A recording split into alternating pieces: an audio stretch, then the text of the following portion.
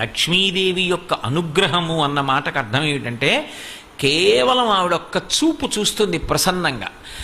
ఆవిడ చూపు ఎక్కడ పడుతుందో అక్కడ పడిన ఉత్తర క్షణంలో ఇక అలా ఇలా ఉండదు, ఇక ఐశ్వర్యం.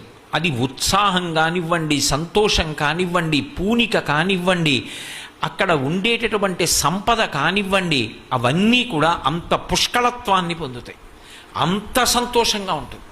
అందుకే ఆవిడ చూపులలోంచే అంతటి అనుగ్రహ ప్రసరణం చేసింది. అందుకే ఐశ్వర్యం ఎక్కడి నుంచి ఇస్తుంది అంటే ఆమె యొక్క చేతిలోంచి ఇస్తుంది అని చెప్పడం సాధ్యం కాదు. అందుకే లక్ష్మీ కటాక్షము అంటూ ఉంటారు. ఆవిడ చూపు పడితే చాలు, ఒక్కసారి అలా ప్రసన్నంగా చూసిందా ఇక అక్కడ ఎంత ఐశ్వర్యం ఏర్పడుతుంది అనేటటువంటి దాని గురించి చెప్పడం ఎవరికీ సాధ్యం కాదు. అయితే మీరు ఒక్క విషయం జ్ఞాపకం పెట్టుకోవాలి, నేను ఐశ్వర్యము ఐశ్వర్యము ఐశ్వర్యము అన్న మాట వాడుతున్నప్పుడు కేవలము నేను సంపద గురించి మాట్లాడుతున్నాను అని మీరు అనుకోకూడదు.